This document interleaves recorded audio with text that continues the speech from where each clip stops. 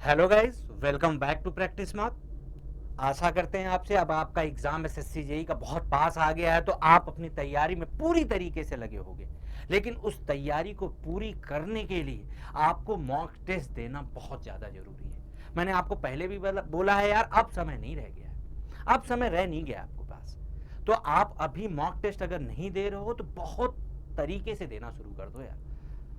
हर 2-3 दिन पे mock test दो और उसका एनालिसिस करो, बहुत ज्यादा जरूरी है कि आप 2 घंटे में पेपर अटेम्प्ट कर पा रहे हो कि नहीं। और इसी तैयारी को आपको बेहतर बनाने के लिए प्रैक्टिस मॉक ने आपको पूरी तरीके से आपके 10 FLT फुल लेंथ टेस्ट 10, अगर वो 10 फुल लेंथ टेस्ट आप लगा के चले जा रहे हो, एनालिसिस करके चले जा रहे हो, तो आपका 100% सिलेक्शन है। क्योंकि पेपर यार इस तरीके से बनाया गया ना, आप अगर इसका फ्री मॉक नहीं दे रखे हो, आप जाके देखो, आप चाहे वो किसमें हो, चाहे आपका वो आपका रीजनिंग हो, चाहे जनरल अवेयरनेस के क्वेश्चन हो, और चाहे मैकेनिकल के क्वेश्चन हो, एकदम प्रॉपर एसएससी जेई की तरीके से बनाया गया है। तो अब समय रह नहीं गया है यार, सब कुछ छोड़ छाड़ के लग जाओ, मॉक देना शुरू करो, बहुत ज्यादा इंपॉर्टेंट है। अगर आपने ये मॉक 10 मॉक लगा के चले गए और प्रॉपर स्ट्रेटेजी के साथ चले गए कि आपके 200 क्वेश्चन आपके 2 घंटे में अटेम्प्ट हो पा रहे कि नहीं, और कौन से क्वेश्चन को आपको पहले अटेम्प्ट करना है, कौन से बाद में अटेम्प्ट करना है, तो आपका सिलेक्शन 100% है। मैकेनिकल के हो 80%, टेक्निकल में सही करना पड़ेगा, रीजनिंग में 45 तक क्वेश्चन सही करना पड़ेगा, जीएस में आपको क्वेश्चन 25 तक सही करना पड़ेगा, कोई ना कोई सही करेगा। अगर आप उस भेड़ चाल में चल रहे हो तो सिलेक्शन नहीं होगा, आपको अलग रास्ता तय करना पड़ेगा, करना ही पड़ेगा यार आपको, क्योंकि कंपटीशन मैकेनिकल में ज्यादा है, सीटें कम है, तो आपको बहुत ज्यादा एफर्ट करने की जरूरत है। अब अपनी पढ़ाई, जितनी पढ़ाई आपने किया उसको समराइज करने का समय आ गया है। आप प्रॉपर तरीके से लग जाओ। और वो कैसे लगोगे, जब आप मॉक दोगे आपको बिलीव होगा, आपको नंबर आएंगे, आपको एक कॉन्फिडेंस मिलेगा, अलग सा कॉन्फिडेंस आएगा कि यार टेक्निकल पोर्शन हमारा मजबूत है, अब हमको रीजनिंग में मेहनत करने की जरूरत है। तो मॉक इसलिए होता है, मॉक क्वेश्चन के लिए नहीं होता है यार, मॉक आपकी स्ट्रेटेजी के लिए होता है कि आप कौन सी स्ट्रेटेजी लगा के आप पेपर में सेम करो। और यही जो क्वेश्चन यहाँ पे करा रहे हैं, जिस टाइप का, आप मॉक जाके देखो, प्रैक्टिस मॉक का सेम पैटर्न फॉलो हो रहा है, सेम पैटर्न फॉलो हो रहा है, चाहे आपका कौन सा हो, चाहे आपका आपका जनरल अवेयरनेस के क्वेश्चन हो, और चाहे आपका जनरल इंटेलिजेंस के क्वेश्चन हो, और चाहे आपका मैकेनिकल इंजीनियरिंग के क्वेश्चन हो, सब। और जो हिंदी मीडियम के हैं उनको भी दिक्कत नहीं होगी, सारा सब कुछ प्रॉपर है, हिंदी मीडियम वाले भी जाके अटेम्प्ट कर सकते हैं। जिस तरीके का पेपर, जिस तरीके का पैटर्न एसएससी जेई में पूछा जाता है, सेम पैटर्न पे आपका मॉक है। ना बहुत ज्यादा टफ, ना बहुत, देखो इंपॉर्टेंट है एग्जाम निकालने के कुछ पैरामीटर यार, इंपॉर्टेंट है। आपके पीवाईक्यू लगे होने चाहिए, प्रीवियस ईयर क्वेश्चन, आप मॉक की प्रैक्टिस बेहतरीन तरीके से होनी चाहिए आपकी। कम से कम आप समझो 10 मॉक दे के जाओगे, आप टेक्निकल के 1000 क्वेश्चन करके जाओगे, आप क्या आएगा यार बाहर, लेकिन वो करना पड़ेगा। 1000 क्वेश्चन मतलब नहीं होता, 1000 क्वेश्चन से आपके वो कम से कम 2000 क्वेश्चन तैयार होंगे, क्योंकि 4 ऑप्शन हैं, उस 4 ऑप्शन को भी एनालिसिस करने की जरूरत है। इसीलिए तो मॉक देने के बाद आपको 1-1.5 घंटा देना पड़ेगा। इसीलिए मैं बोलता हूं कि हर 2-3 दिन का आप टाइम स्लॉट बना लो, इस तरीके से मॉक दो। आप देखो, देना तो पड़ेगा। मैकेनिकल में जॉब लेनी है तो सबसे ज्यादा मेहनत करनी पड़ेगी आपको, ये आपको खुद पता है, मेरे को बताने की जरूरत नहीं है, आपको खुद पता है। क्यों? वैकेंसी कम है यार, और निकालना तो है ही, हार तो मानेंगे नहीं, तो करना पड़ेगा। स्टार्ट करते हैं अब जल्दी से। कहां तक हम लोगों ने मैकेनिकल में क्वेश्चन कर लिया था यार? क्वेश्चन हम लोगों ने कर लिया था आपका इसमें 124 तक, आज करते हैं 125। क्या था यार? In steam power cycle reheat factor is usually in the range of, तो रीहीट फैक्टर मैंने स्टीम टरबाइन में पूरा प्रॉपर तरीके से पढ़ाया है, अगर आपने नहीं देखा है तो जाके आप देखो क्या होता है रीहीट फैक्टर। मैंने impulse reaction turbine, hero reaction turbine, पूरा जाके वहां प्रॉपर तरीके से बताया है। 50% रिएक्शन टरबाइन को पार्सन टरबाइन कहते, पूरा बताया है, और उससे बाहर कुछ भी क्वेश्चन नहीं आएगा। 30 से 35 क्वेश्चन मैंने उसमें कराया, एक भी क्वेश्चन बाहर नहीं आएगा अगर रिएक्शन टरबाइन से अगर क्वेश्चन आता है तो यहां पे हमने रीहीट फैक्टर को क्या बताया था? रीहीट फैक्टर को हमने क्या बताया था यार? रीहीट फैक्टर को हमने बताया था cumulative heat drop, cumulative heat drop heat drop upon isentropic heat drop, isentropic heat drop।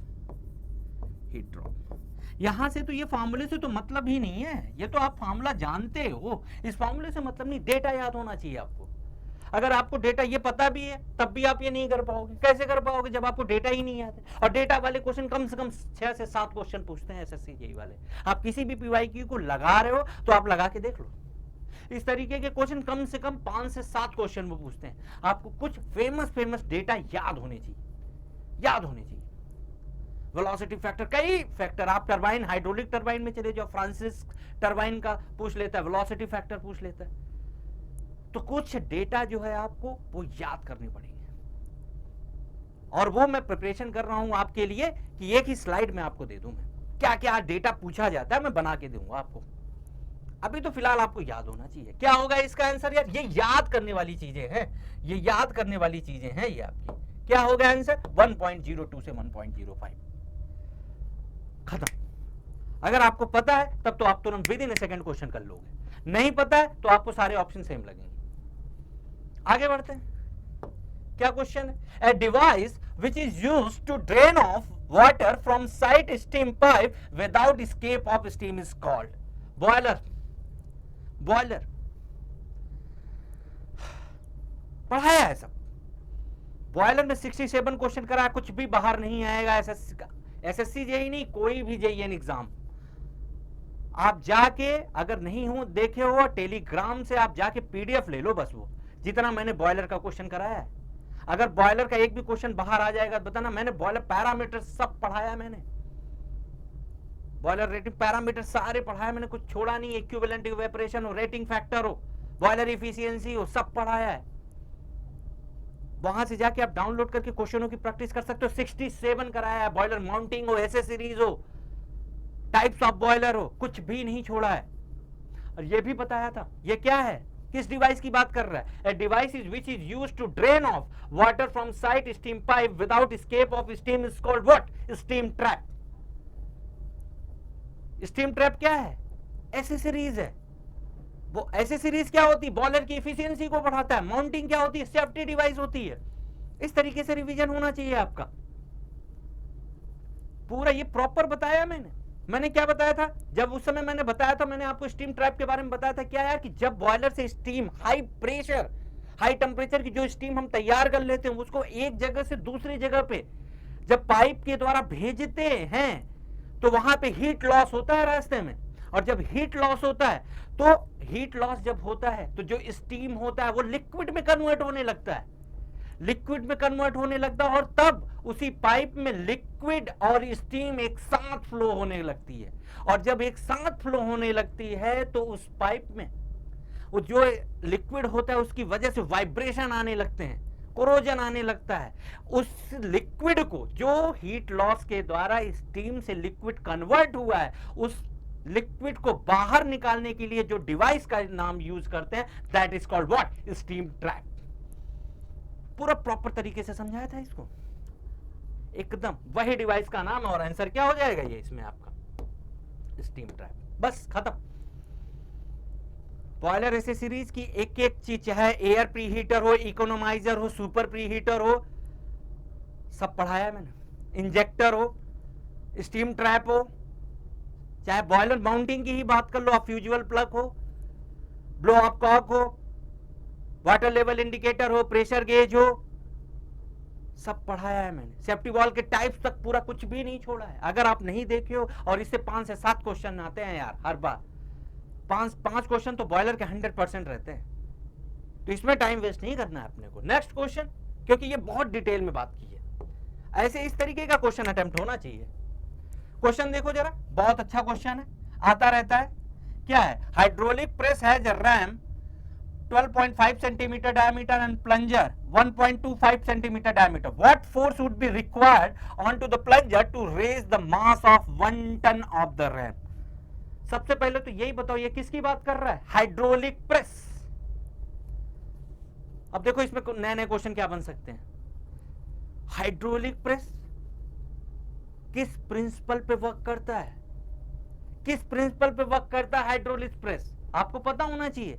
Hydraulic press जो है आपका वो पास्कल लॉ पे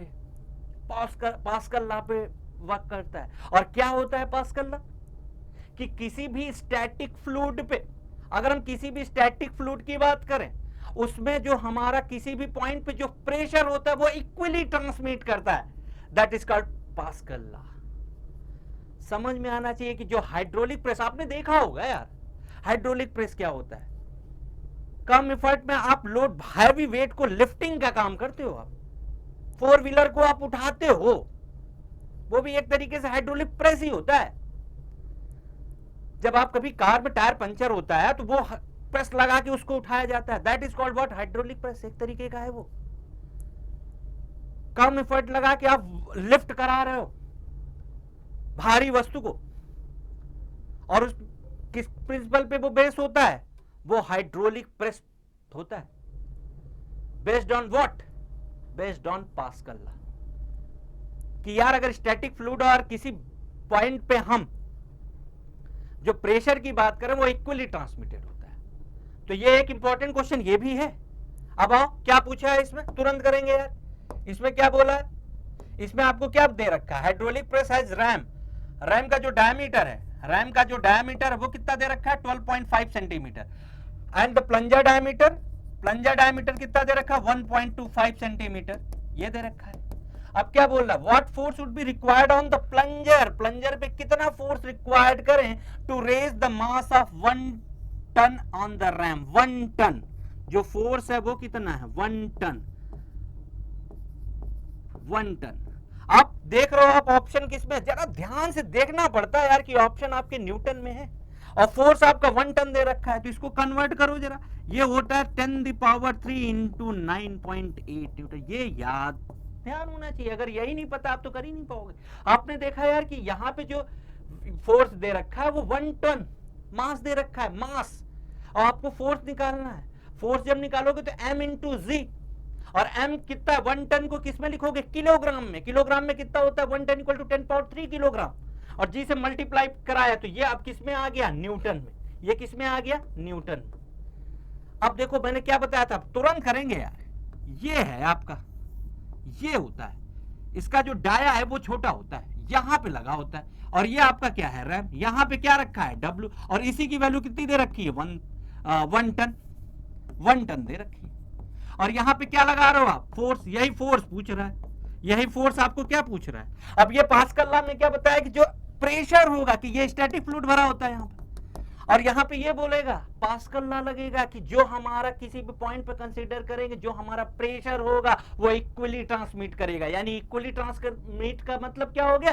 कि यहां पे जो प्रेशर होगा और यहां पे जो प्रेशर वो होगा, वो क्या होगा? इक्वल होगा। वो क्या होगा? इक्वल होगा। अब जब इक्वल होगा, जब आपका इक्वल होगा तो यहां कैसे लगाएंगे? यहां पे जो हमारा फोर्स क्या होगा? फोर्स ऑफ क्या? आपका जो फोर्स ऑफ क्या है? ये आपका रैम।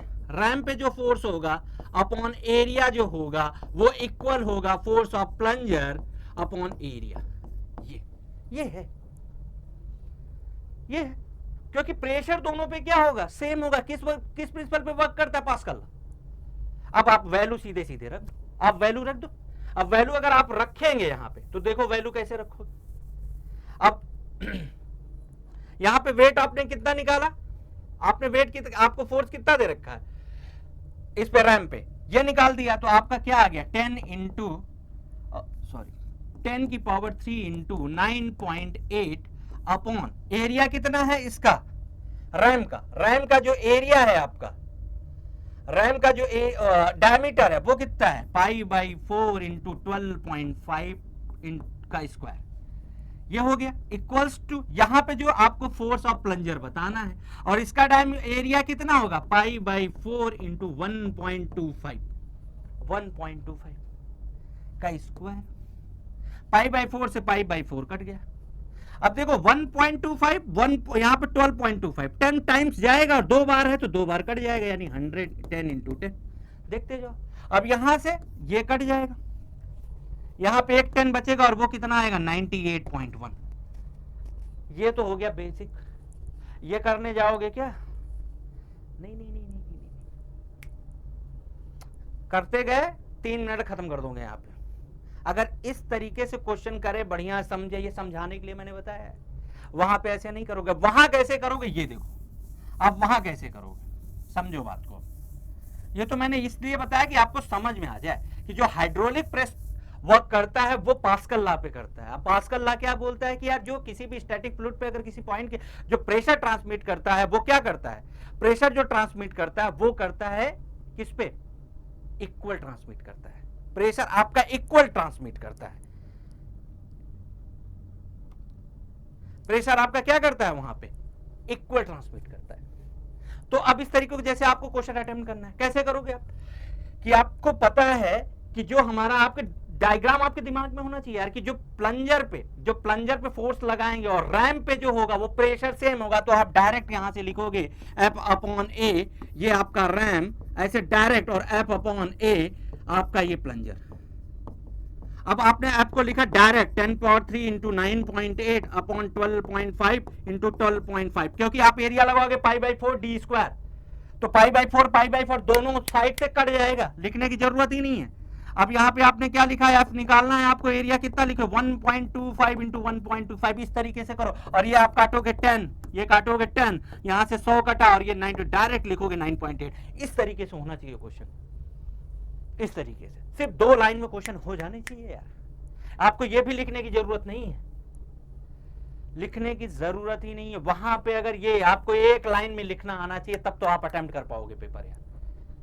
आपको बस ये पता होना चाहिए कि जो हमारा हाइड्रोलिक प्रेस होता है वो किस प्रिंसिपल पे काम करता है, पास्कल, और उसमें जो प्रेशर ट्रांसमिशन होता है वो दोनों इक्वल होता है। और आपको देखने पे ये लग रहा होगा कि डायमीटर दोनों दिया हुआ है यार, फोर्स भी यहाँ पे दिया। अब ये आपको कन्वर्ट करना आना चाहिए यार, कि ये वेट दे रखा मास, और यहाँ पे क्या किसमें हमसे पूछा है, न्यूटन में। तो इस मास को हम m इंटू जी मल्टीप्लाई करके इसको न्यूटन में कन्वर्ट कर सकते हैं। अब 1 टन इक्वल टू आपको पता होना चाहिए 10 पावर 3 kg, ये पता होना चाहिए। आप इसको 1 लाइन में करोगे, 1 लाइन में, पूरा डिटेल नहीं करोगे, मैं आपको पेपर अटेम्प्ट करना बता रहा हूं, क्वेश्चन नहीं बता रहा। पेपर कैसे अटेम्प्ट करोगे, सिर्फ 1 लाइन।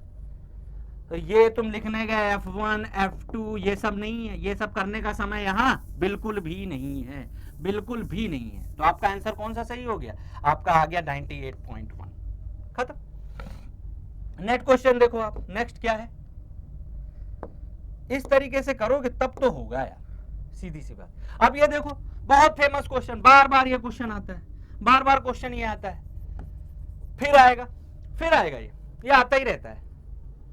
इसमें तो कंफ्यूजन होना ही नहीं चाहिए आपको कि क्या होता है आपका एम, ये क्या कंडीशन है, जीएम अगर पॉजिटिव है स्टेबल, जीएम अगर 0 है न्यूट्रल इक्विलिब्रियम, जीएम अगर निगेटिव है तो आपका क्या अनस्टेबल। अब जी क्या है, एम क्या है, एम मेटा सेंटर है, जी ग्रेविटी है, बी बायोसी है। अब आपको ऑप्शन दे रखा है, बोल रहा है जी इज एबव एम, जी अगर एम से एबव है, जी अगर एम से एबव है तो वो क्या होगा, वो होगा आपका अनस्टेबल। ये यार इसमें तो करने की जरूरत नहीं, ये तो बहुत बेसिक क्वेश्चन है। अगर जी एम से कोइंसाइड कर रहा है, अगर जी एम से कोइंसाइड कर रहा है तो न्यूट्रल इक्विलिब्रियम, अगर आपका जी बिलो एम है तो ये आपका क्या हो जाएगा, स्टेबल इक्विलिब्रियम होगा। और अगर buoyancy force greater than weight of body है तो वो क्या करेगा, फ्लोट करेगा। खत्म हो गया, खत्म। यही आपको इसमें पूरा बताया गया है, ये आपको पूरा इसमें बताया गया है, यही कि G is above M unstable, G is M coincide neutral equilibrium, J is below M stable equilibrium, और FV अगर वेट से बराबर तो फ्लोटिंग बॉडी। ये आपको पता है, इसमें कोई वो नहीं है, और ये आता ही रहता है, इस टाइप का क्वेश्चन तो आता ही है। सिर्फ अलग पूछ लेते हैं, स्टेबल इक्विलिब्रियम क्या होता है, अनस्टेबल क्या होता है, न्यूट्रल क्या होता है, ये अलग से भी पूछ लेते हैं। पूरा प्रॉपर तरीके से क्वेश्चन बनाया गया, जिस तरीके से क्वेश्चन आते हैं, अब नेक्स्ट क्वेश्चन क्या है, अब ये देखो, the specific speed of turbine is where n is the speed of the turbine, p is power generated, q is the rate of flow and h is the head available। सबसे पहले question आप देखोगे तो आपको सीधे नजर जानी चाहिए एकदम चील की तरह कि आपसे टरबाइन का पूछा। कई लोग तो इसी में कंफ्यूज हो जाते हैं, पंप का तो नहीं पूछ लिया, गलत लगा के आते हैं, उनको कंफ्यूजन होता है, उनको कंफ्यूजन होता है यार कि बाद में कहते हैं बाहर आके यार टरबाइन ने मेरे को पंप दिख गया, क्योंकि ऑप्शन सारे दे रखे हैं, उसमें सारे दे रखे हैं। अब आपको ये पता होना चाहिए सीधे सीधे स्पेसिफिक स्पीड और आपको पता होना चाहिए specific speed and root P upon H की पावर 5/4। ये आपके लिए किसके लिए है? ये टरबाइन के लिए। जैसे ही आप पंप की बात करोगे, पंप के लिए जो स्पेसिफिक स्पीड होती है वो N रूट Q H की पावर 3/4। दोनों याद होने चाहिए, ये सब याद होने चाहिए, एकदम टिप्स पे होने चाहिए। इन्हीं सब में समय बचाया जा सकता है। ये देखा आपने, यहाँ टरबाइन देखा आपने, तुरंत क्या किया? ए ऑप्शन को मार के बाहर निकल दिए, खत्म। तुरंत आपने ए किया, खत्म। एक सेकंड में ये क्वेश्चन होगा। इस तरीके से क्वेश्चन अटेम्प्ट करना। अब आपको स्पेसिफिक स्पीड के बारे में और क्या पूछता है? आपको ही पता है कि स्पेसिफिक स्पीड आपको क्या बताता है कि आप उसमें कंपैरिजन करता है टरबाइन में। आप कहीं जाने लेने भी जाओगे ना टरबाइन, तो आपको स्पेसिफिक स्पीड के आधार पे भी बिकती है कि कितनी उसकी स्पेसिफिक स्पीड है। तो आप देखो जरा क्या और पूछा जा सकता है इसमें ये पूछता है, बहुत इंपॉर्टेंट टेबल, इसलिए टेबल फॉर्म में दिया है यार, बहुत इंपॉर्टेंट है ये, बहुत ज्यादा इंपॉर्टेंट ये टेबल। 100% इससे क्वेश्चन आपको मिल ही जाएगा, कोई भी जेईएन एग्जाम। अब उसमें क्या पूछ लेगा? या तो पेल्टन टरबाइन की स्पीड पूछेगा, या तो आपको हेड पूछ लेता है, और इस फॉर्म में भी पूछता है, डेटा फॉर्म पे भी पूछता है, और ये पूछ लेता है कि इनमें से किसकी स्पीड सबसे ज्यादा होगी। तो आप बताओगे कि इसमें से किसकी स्पीड सबसे ज्यादा है? कैप्लान और प्रोपेलर टरबाइन की स्पीड सबसे ज्यादा है। और इसमें भी कैप्लान जो टरबाइन है वो उसका 300 से 600 होता है, और जो आपका ये प्रोपेलर टरबाइन है वो 600 से 1000 होता है। ये पूछा गया यार, पूछा ही जाता है। ये आपको टेबल पूरा याद होना चाहिए, इसीलिए मैंने टेबल के फॉर्म में दे दिया। अगर आपको हेड पूछ लेता है, कभी कभी तो लोग इसमें कंफ्यूज होते हैं। देखो मैं बता रहा हूं, मैं मॉक कराने का यही है कि कंफ्यूज किस में होते हो आप। कभी कभी आपने वहां ध्यान नहीं दिया, आपने वहां पूछा वो क्या कि इसमें से हेड किसका सबसे ज्यादा होता है, और आप हेड की जगह पे स्पेसिफिक स्पीड सोचा है, ऑप्शन आपको यही दे रखा है। तो पेल्टन का हेड सबसे ज्यादा होता है, और आपका कप्लान और प्रोपेलर का हेड सबसे लो होता है। और ये हमने पढ़ा भी है कि जो पेल्टन है हमारा वो हाई हेड लो डिस्चार्ज के लिए, हाई हेड लो डिस्चार्ज के लिए, ये हमने पढ़ रखा है। तो इसमें कंफ्यूज नहीं होना है। कितने टाइप के क्वेश्चन बनेंगे वो आपको मैं बताते रहा हूं। इसमें से 3-4 टाइप के क्वेश्चन इसी टेबल से बन जाएंगे, इसीलिए एक टेबल फॉर्मेट में आपको दे दिया मैंने। इसमें क्या क्वेश्चन पूछ सकता है? डायरेक्ट ये पूछ सकता है यार कि आपकी जो फ्रांसिस टरबाइन है उसमें स्पेसिफिक स्पीड की रेंज क्या होगी। तो आपको अगर पता है तब तो आप कर लोगे यार 60 to 300, ये आपका 60 to 300, तब तो आप कर लोगे। नहीं पता है तो नहीं कर पाओगे यार, कर ही नहीं पाओगे। आप समझ रहे हो इस बात को? तो आपको पता होना चाहिए सब कुछ। तो ये टेबल आपके लिए बहुत इंपॉर्टेंट है, इस टेबल को आप पढ़ लेना। कभी कभी तो यही पूछ लेता है ये मिक्स फ्लो क्या होता है, मिक्स फ्लो किस टरबाइन में होता है, तो आपको पता होना चाहिए कि ये फ्रांसिस है। तो वो पूरा टेबल इंपॉर्टेंट है, और इसी से 5 से 7 क्वेश्चन यहीं से बन जाएंगे, 5 से 7 क्वेश्चन बन जाएंगे। आपको ये दे देगा कि आपके ये ऑप्शन दे देंगे, और आपसे बोल देगा कि स्पेसिफिक स्पीड के इंक्रीजिंग फॉर्मेट में लिखो, आप डिक्रीजिंग फॉर्मेट में लिखो आप। तो ये डेटा आपको याद होने चाहिए, सारे डेटा याद होने चाहिए, सबकी स्पेसिफिक स्पीड की वैल्यू याद होनी चाहिए आपको, क्योंकि यार इससे क्वेश्चन बनते हैं, 5 से 7 क्वेश्चन इससे आएंगे। अगर ये टेबल आपसे याद है तो 5 to 7 क्वेश्चन इससे बन सकते हैं, और कोई ना कोई क्वेश्चन आपके एग्जाम में आ जाएगा। नेक्स्ट क्वेश्चन क्या है? नेक्स्ट क्वेश्चन आपका क्या है? आप देखो, for high speed engine the cam follower should be, बताओ, should move with uniform velocity, simple harmonic motion, uniform acceleration retardation, cycloidal motion। क्या पूछ रहा है? High speed. अगर ये आपको नहीं पता है तो आप नहीं कर पाओगे। ये याद होना चाहिए कि हाई स्पीड इंजन के लिए कौन सा यूज करते हैं? Cycloidal motion.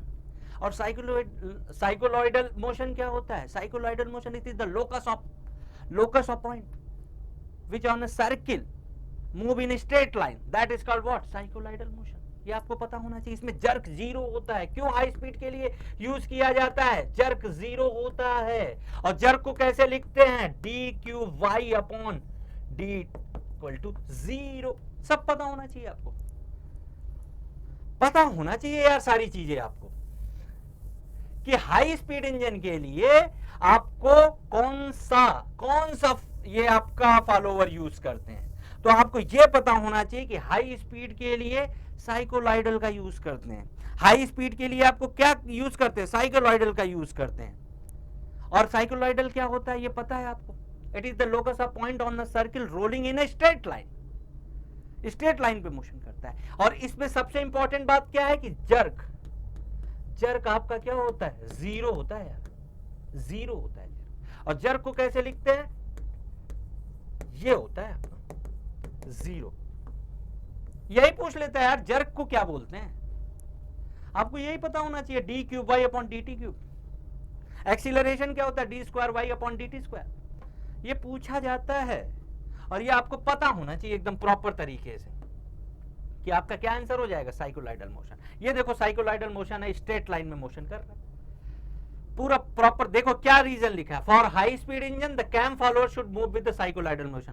क्या है? There are no instantaneous change in acceleration at any point during motion, this would turn mean that there would be no jerk. सबसे इंपॉर्टेंट लाइन है। अगर आपसे ये पूछ ले अगले किसी एग्जाम में कि आपका किस में जर्क नहीं मिलता है, तो आपको पता होना चाहिए इन साइक्लोइडल मोशन हमारा जर्क क्या होता है? जीरो। और इस जर्क को क्या बोलते हैं? D cube Y upon D T cube equals to what? Zero. ये पता होना चाहिए यार, पता होना चाहिए। कितने अच्छे अच्छे क्वेश्चन हैं, आप ये देखो इस बात को, कितने अच्छे क्वेश्चन हैं। इस तरीके से ही क्वेश्चन आपको एग्जाम में मिलेंगे और आप देखोगे कि पूरा एकदम, आप देखो ना किस पैटर्न पे फॉलो हुआ है, ये पूरा प्रॉपर तरीके से फॉलो हुआ है जो एसएससी जेईई में आता है, पूरा प्रॉपर तरीके से। अब आपका क्या है 131, देखो आप, the range of voltage in open circuit in welding.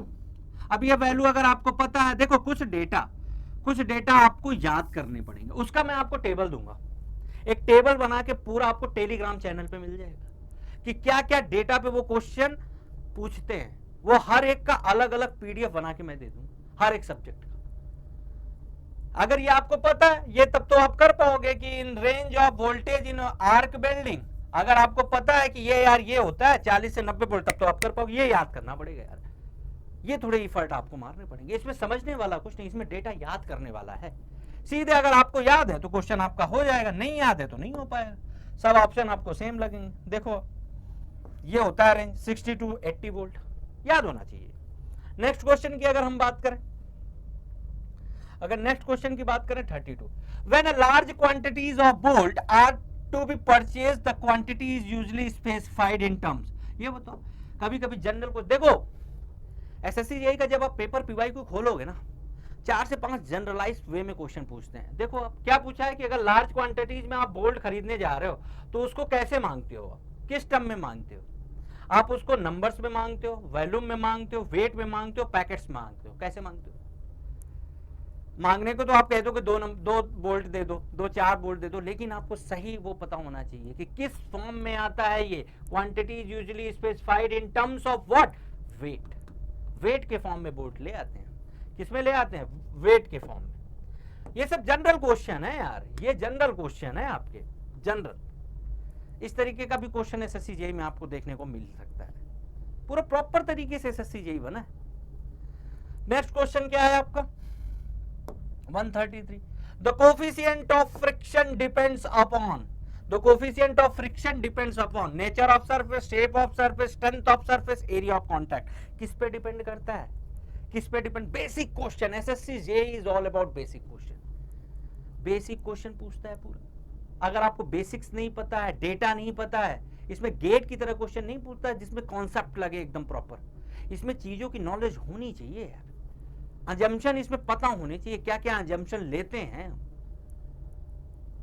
Gate में अजम्पशन के 1 नंबर के कभी कभार क्वेश्चन पूछ जाते हैं, इसमें पूरा वही पूछता है कि आपको उसके बारे में पता है कि नहीं। इसीलिए इसका जो सिलेबस है ना बड़ा है एसएससी जेईई का, और गेट वेट का जो आप सिलेबस देखोगे वो छोटा है, क्योंकि उसी में कॉन्सेप्ट जनरेट क्वेश्चन आते हैं। अब इसमें, अब जैसे आपने वोल्टेज का क्वेश्चन देखा, उसमें आर्क में कितना वोल्टेज जरूरत चाहिए, उसमें कोई कॉन्सेप्ट थोड़ी। अब अगर वो चीजें आपको पता है तब तो आप कर पाओगे, नहीं पता है तो नहीं कर पाओगे। अब आपने क्या बोला यहाँ पे कि the coefficient of friction depend upon, आपने देखा होगा स्मूथ सरफेस और रफ सरफेस पे डिपेंड करता है। रफ सरफेस या स्मूथ सरफेस पे, स्मूथ सरफेस पे फ्रिक्शन ज्यादा लगता है। आप टाइल्स वाइल्स पे देखते हो, फिसलते हो, वो स्मूथ होता है। रफ रहेगा तो वहां पे फ्रिक्शन क्या होगा, ज्यादा होगा। तो आप इस पे किस पे बोल सकते हो, ये कि आप नेचर ऑफ सरफेस पे बता सकते हो यार, नेचर ऑफ सरफेस पे बता सकते हो आप। ये क्या बता सकते हो, नेचर ऑफ सरफेस पे आप क्या बता सकते हो, नेचर ऑफ सरफेस पे बता सकते हो आप। यहां पे जो आंसर होगा आपका वो क्या होगा, nature of surface.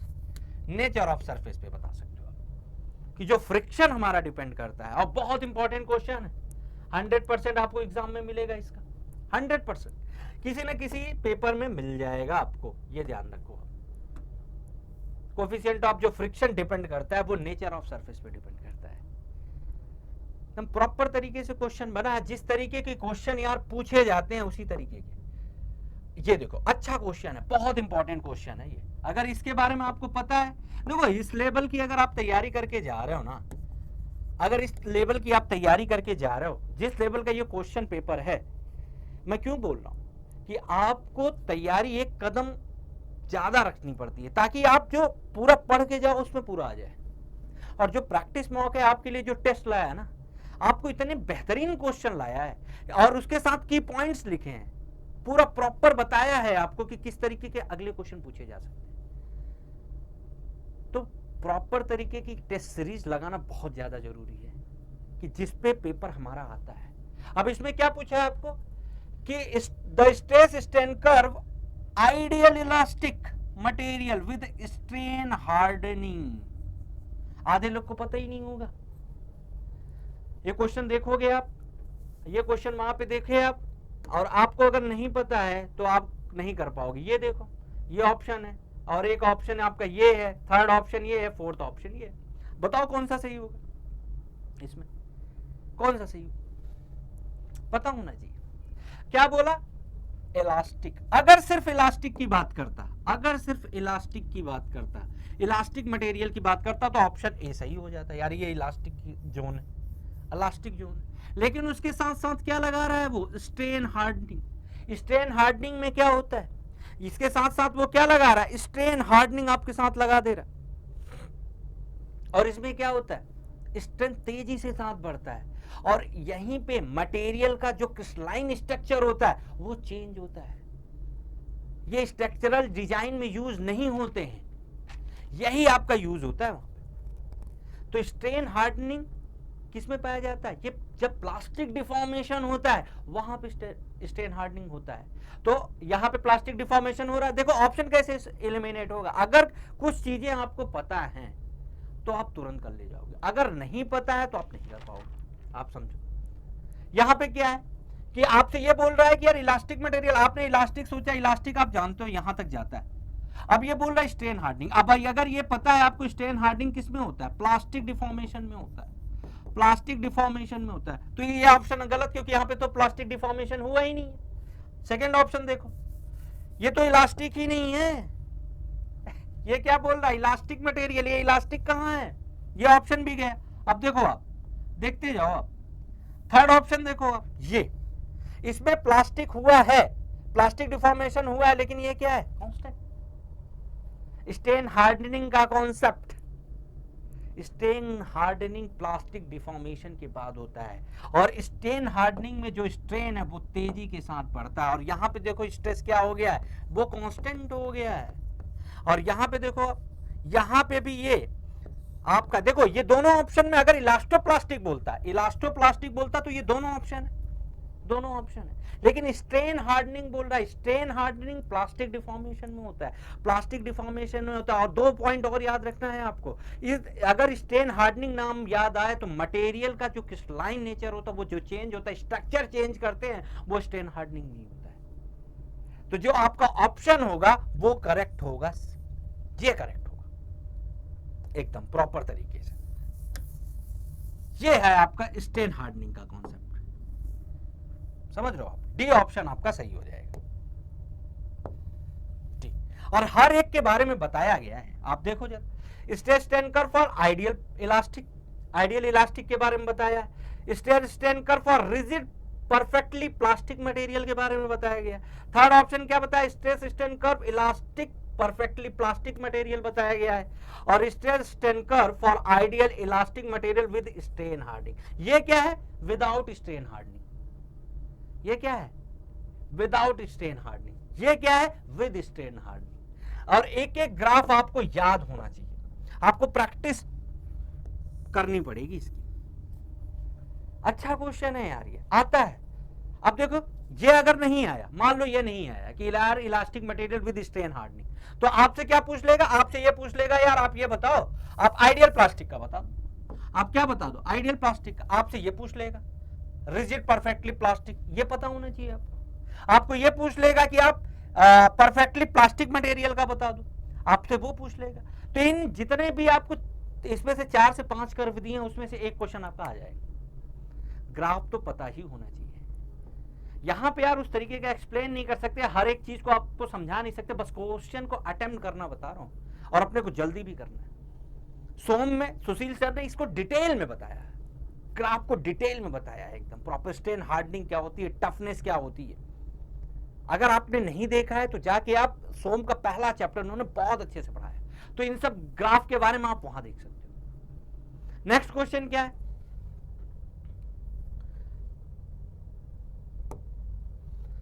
when the lower temperature is fixed, COP of refrigerating machine can be improved। बताओ जरा, ये क्वेश्चन बताओ। Operating the machine at higher speed, operating the machine at lower speed, raising the higher temperature, lowering the higher temperature. अब क्या बोल रहा है कि अगर आपका टेम्परेचर जो है, ये जो आपका टेम्परेचर है लोअर टेम्परेचर को क्या करते, मान लिया मैंने lower temperature TL is fixed, ये फिक्स है।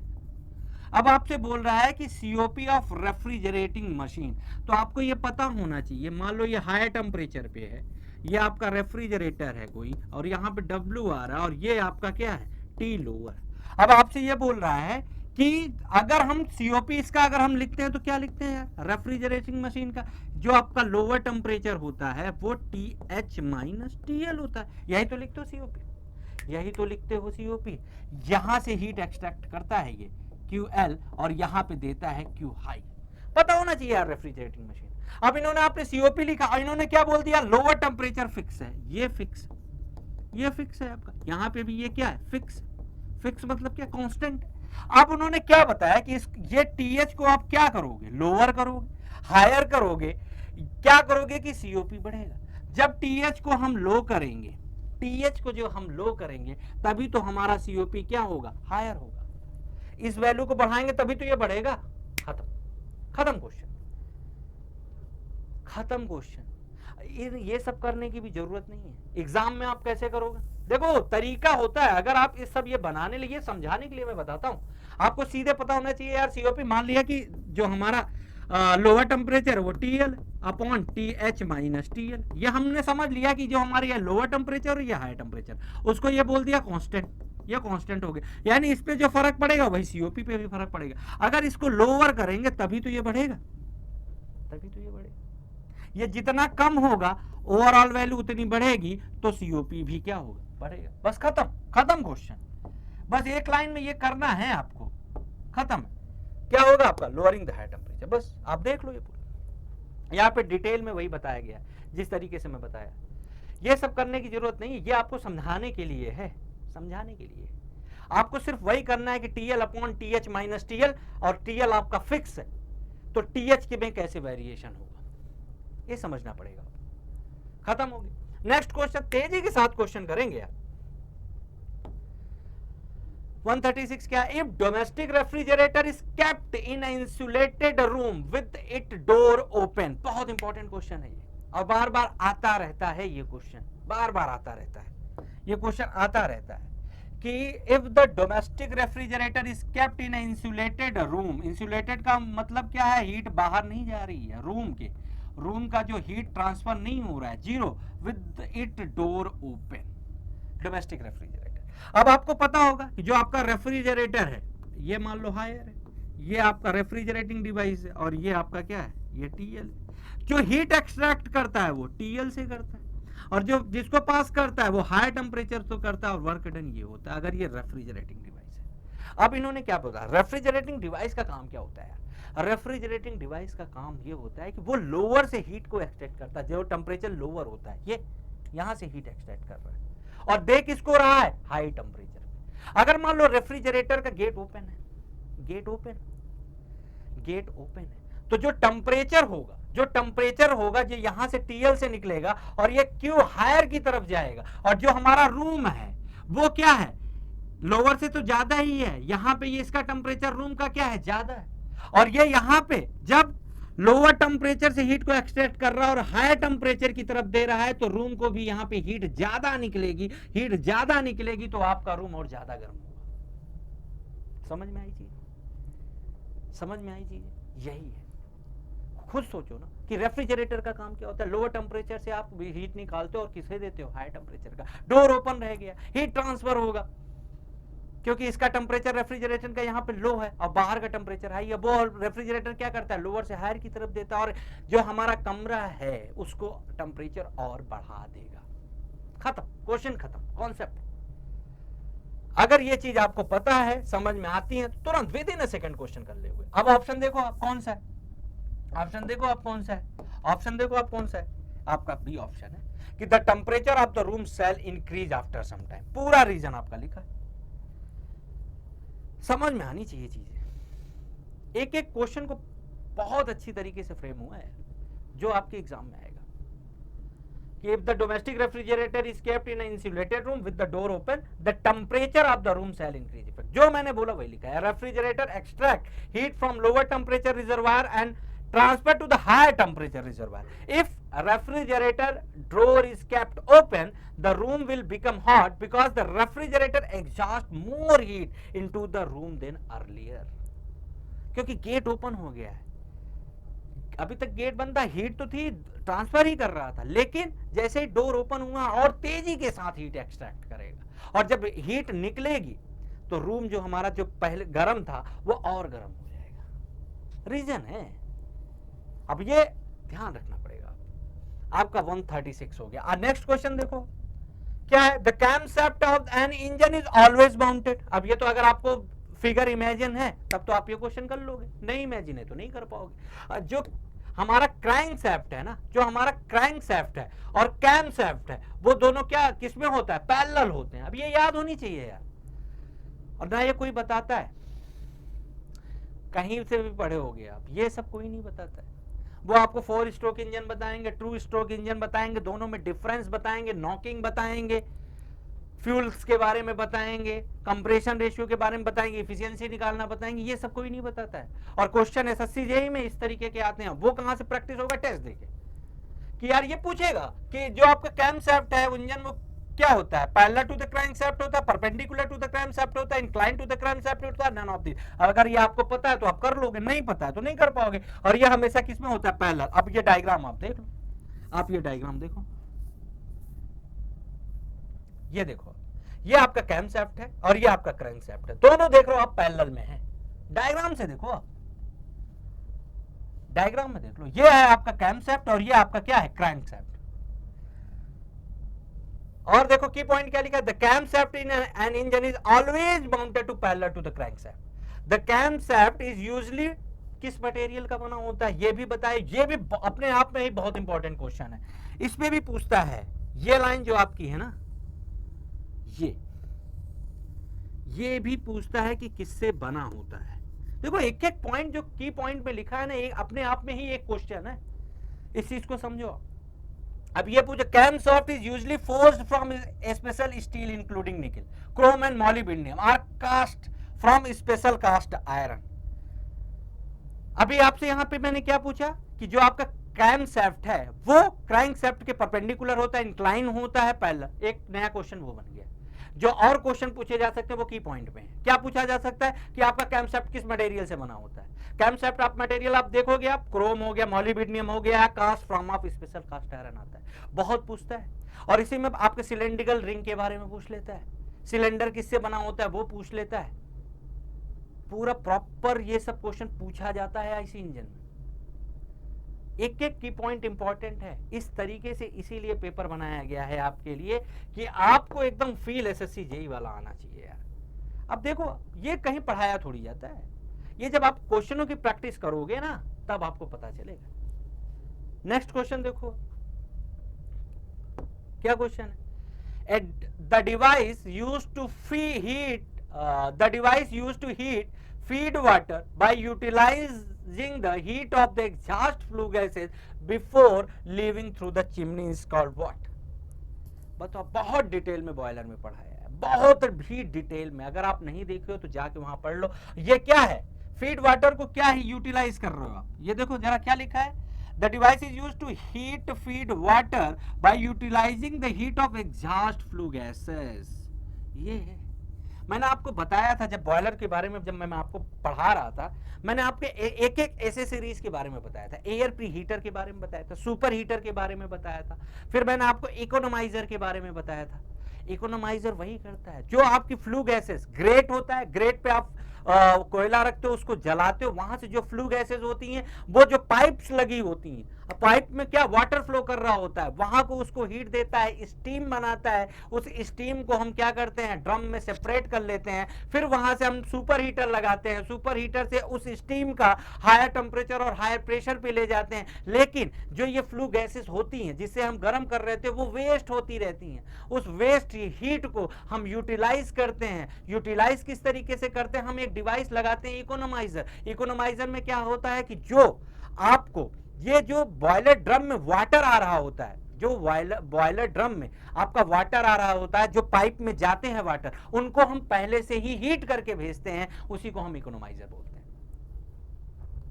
ये प्रॉपर मैंने पूरा दिखाया है बॉयलर में, अगर आपने नहीं देखा है तो आप जाओ वहां पे, ये सब पूरा प्रॉपर बॉयलर तो एकदम बेहतरीन तरीके से पढ़ाया है मैंने, सेम यही लिखा है। अब वहां पे जो क्यू सप्लाइड हमको करना पड़ता था, ज्यादा हीट लगती थी वाटर को गर्म करने के लिए, वो अब कम लगेगी, क्योंकि हम प्री हीट वाटर यूज कर रहे हैं, पहले से ही वाटर को हीट करके भेज रहे हैं, और किससे? जो हमारी वेस्ट फ्लू गैसेस हो रही थी, और इसी यही सब लिखा है। इससे क्या होगा? आपका thermal efficiency of plant increase हो जाएगा, लाइफ ऑफ बॉयलर इंक्रीज हो जाएगा, loss of heat in flue gases is reduced हो जाएगा, स्टीमिंग कैपेसिटी इज इंक्रीज। अब देखो एक बात समझो आप बात को, अभी तक आपने एक क्वेश्चन करा है, अब जब नेक्स्ट आएगा ना किसी एग्जाम में तो इन्हीं पर से आ जाएगा, इन्हीं से आ जाएगा। ये इंपॉर्टेंट लाइन है। इकोनोमाइजर लगाते कहां है? किसके किसके बीच लगाते हैं आप? एयर प्री हीटर और चिमनी के बीच लगाते हैं।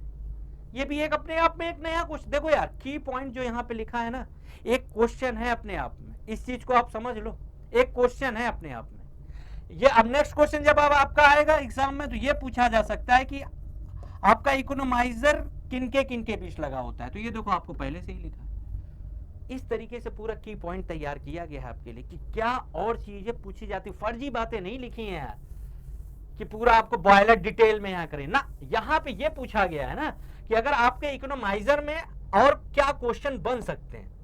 इकोनोमाइजर पे एक क्वेश्चन तो आपका ये बना, ये बना, अब इकोनोमाइजर पे और क्या क्वेश्चन पूछा जा सकता है वो आपके की पॉइंट में लिखे। अगर आपको मैं डेफिनेटली बता रहा हूं, अगर आपको ये की पॉइंट सारे पता है ना, तो अगर इकोनोमाइजर से क्वेश्चन आए आपका छूटेगा नहीं, क्योंकि जितनी पॉसिबिलिटी ऑफ क्वेश्चन है, जितनी पॉसिबिलिटी ऑफ क्वेश्चन है, सारे यहाँ पे की पॉइंट में लिखे होंगे।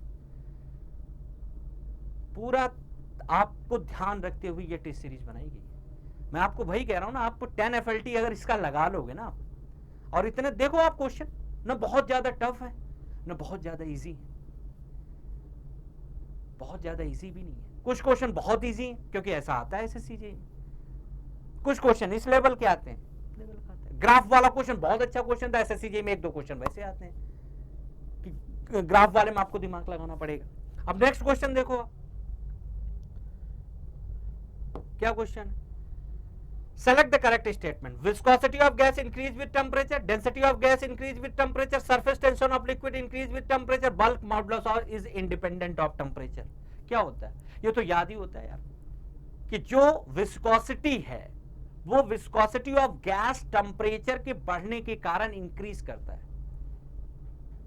मॉलिक्यूलर मोमेंटम प्रीडोमिनेट होते हैं। जैसे ही आप टेम्परेचर को बढ़ाते हो तो आपके जो मॉलिक्यूलर कोलाइड करने लगते हैं और गैसों की क्या हो जाती है, आपका विस्कोसिटी इंक्रीज हो जाती है। और एक गैस के लिए रिलेशन भी टेम्परेचर में होता है, गैस के लिए आपका टेम्परेचर में रिलेशन भी होता है। क्या निकल के आता है, mu naught plus alpha T plus beta T square. ये आप देखो, ये तो याद देखो बहुत कॉमन क्वेश्चन है कि आपका टेम्परेचर बढ़ाने पे विस्कोसिटी ऑफ गैस इंक्रीज करती है। और ये देखो पूरा लिखा है, in gases the cohesive force are small and molecular momentum transfer predominate. Liquid में अगर पूछेगा तो लिक्विड में कोहेसिव फोर्स प्रीडोमिनेट करता है, कोहेसिव फोर्स प्रीडोमिनेट करता है। और टेम्परेचर बढ़ाने पे कोहेसिव फोर्स डिक्रीज करता है, उसकी बॉन्ड इंटर मॉलिक्यूलर फोर्सेस होती है कोहेसिव फोर्स। टेम्परेचर बढ़ाओगे बॉन्ड लेंथ बढ़ती है, वीक होता है, और टेम्परेचर बढ़ाने पे कोहेसिव फोर्स डिक्रीज होता है। इसीलिए लिक्विड का जैसे ही हम टेम्परेचर बढ़ाते हैं उस पर लिक्विड की जो विस्कोसिटी होती है वो क्या होती है, डिक्रीज करती है। रीजन है सबका। और यहां पे देखो गैस के बारे में पूछा है, ये कभी कभी रिलेशन भी ये पूछा जा सकता है कि जो विस्कोसिटी का टेम्परेचर के साथ रिलेशन है वो क्या है। और यहां भी लिखा है for liquid viscosity decrease with increase in temperature as adhesive and cohesive forces. सबका रीजन है। नेक्स्ट क्वेश्चन क्या है, देखो क्वेश्चन क्या है, क्या पूछ रहा है, consider a hollow hemispherical object of a diameter d emerge in a liquid with its plane surface coinciding with the free surface the vertical component of force on a curved surface। अब आपको ये पता होना चाहिए, अगर आपको पता है, ये मान लो वाटर का फ्री सरफेस है आपका, और यहाँ पे ये बोल रहा है हेमी स्फीरिकल है। हेमी स्फीरिकल मतलब ये ए एंड बी है, और यहाँ पे आपका वाटर है। तो जो आपका वर्टिकल कंपोनेंट होता है, वो ये जो सरफेस ए बी है इसमें जितना लिक्विड है उसके वेट के बराबर होता है, इसके वेट के क्या होता है, बराबर होता है। ये आपको पता होना चाहिए। जब हम लोग फोर्सेस की बात करते थे सबमर्ज्ड में तो उसमें हॉरिजॉन्टल फोर्स निकालते थे, वर्टिकल फोर्स निकालते थे। जो हॉरिजॉन्टल फोर्स निकालते थे वो वर्टिकल प्रोजेक्शन लेते थे। लेकिन जब हम यहां पे वर्टिकल फोर्स निकाल रहे हैं, वर्टिकल कंपोनेंट ऑफ फोर्स निकाल रहे हैं, तो ये बोल रहा है कि जो फ्री सरफेस से हमारी बॉडी लगी है हेमी स्फेरिकल, वो उसमें जितना हमारा पानी स्टोर होगा उसी का वेट क्या हो जाएगा, उसी का वेट आपका क्या हो जाएगा, वर्टिकल कंपोनेंट के बराबर हो जाएगा। अब वेट क्या होता है यहाँ पे आप देखो जरा, आराम से लिखना, m इंटू जी वेट होता है। इसको क्या लिख सकते हो, रो v इंटू जी, जहां पे रो क्या है आपका डेंसिटी, v वॉल्यूम जी, और आपको ये दे रखा है आपका कि जो w है स्पेसिफिक वेट है, यानी रो जी को क्या लिख सकते हैं, रो जी को अगर हम एक साथ लिखें और v लिखें तो इसको क्या लिख सकते हैं, w। अब v क्या होता है, हेमिस्फेरिकल का वॉल्यूम क्या होता है, 2/3 पाई आर क्यूब, यही होता है 2/3 पाई आर क्यूब। अब यहां पे जरा देखो जरा, अगर W जो हमारा है, अगर हम वेट की बात करें अगर वर्टिकल का, तो स्पेसिफिक वेट इनटू वैल्यू क्या है, 2/3 पाई आर क्यूब। आर को क्या लिख सकते हो, d/2 लिख सकते हो, 2/3 इंटू पाई, आर को लिखा d/2 का होल क्यूब। अब क्या हो गया, W इंटू 2/3 इंटू ये क्या हो गया, पाई d³/8। अब यहां से 4 से डिवाइड करोगे तो W इंटू क्या आ जाएगा, पाई d³/12। बहुत अच्छा क्वेश्चन है ये कॉन्सेप्ट पे है, पूरा कॉन्सेप्ट पे क्वेश्चन है, ये पूरा कॉन्सेप्ट पे क्वेश्चन है कि वर्टिकल कंपोनेंट क्या होता है, आप देखो जरा इसको। ये जिस तरीके से मैंने सॉल्व किया उसी तरीके से पूरा बताया गया। इस तरीके से क्वेश्चन आपको सॉल्व करने हैं, इस तरीके से, ये इस तरीके भी क्वेश्चन आते रहते हैं। आप देख रहे होगे एक एक क्वेश्चन। मैं इसीलिए बोला था कि आप मॉक लगा के आना, मॉक लगा के आओगे तब आपको ज्यादा अच्छे से फील होगा। कैसे क्वेश्चन अटेम्प्ट करना। अब आपको ये क्वेश्चन मिला, आपको तुरंत ध्यान आना चाहिए यार कि वर्टिकल कंपोनेंट क्या होता है। बोलो, ये थोड़ा सा इमेजिनेशन होना चाहिए कि यार ए बी हेमी स्पीरिकल है, तो इसमें जो वर्टिकल कंपोनेंट होगा, जितना इस ए बी सरफेस के अंदर आएगा वेट, वही इसका वर्टिकल कंपोनेंट होगा। अब वेट को आप क्या जानते हो, mg। mg को क्या लिखा आपने, रो इंटू वैल्यूम इंटू जी। अब आपने ये देखा कि जो स्पेसिफिक वेट w दे रखा है, रो इंटू जी आपका स्पेसिफिक वेट इंटू वैल्यूम हो गया। वैल्यूम को आप लिख दो 2/3 पाई आर क्यूब। पूरा इस तरीके से सॉल्व कर लो। अच्छे क्वेश्चन है ये, आते हैं। इस लेवल की तैयारी आप करके जाओगे ना, करके जानी ही पड़ेगी, कोई ऑप्शन ही नहीं है, कोई ऑप्शन नहीं है आपके पास, तो कोई ऑप्शन ही नहीं है, कर ही नहीं सकते आप। तो आज यहीं तक करते हैं, मिलते हैं नेक्स्ट टर्न पे। और अगर आप मॉक नहीं लगाए हो तो मैं आपको फिर से बोल रहा हूं, मॉक वहां से जाके दो यार, और टेस्ट देना शुरू कर दो यार, मॉक टेस्ट देना शुरू कर दो। मैकेनिकल के हो 10 टेस्ट दे के जाने ही पड़ेंगे आपको, जाना ही पड़ेगा, कोई चारा नहीं है। और ये टेस्ट आपको, ये जो 1000 क्वेश्चन आप टेक्निकल इसके लगा लिए, अगर इसकी गारंटी मैं दे रहा हूं, को अभी बहुत जेईएन एग्जाम आने वाले हैं, झारखंड की भी डेट आ गई है, इससे बाहर कुछ भी नहीं आएगा। अगर आपकी 1000 क्वेश्चनों की प्रैक्टिस जेईई में हो चुकी है ना, टेस्ट सीरीज के फॉर्म में यार, प्रॉपर समय देके टेस्ट के फॉर्म में, तो आपका कोई भी क्वेश्चन बाहर नहीं आएगा, इसकी गारंटी है। ठीक है, मिलते हैं नेक्स्ट टर्न पे। Thank you very much.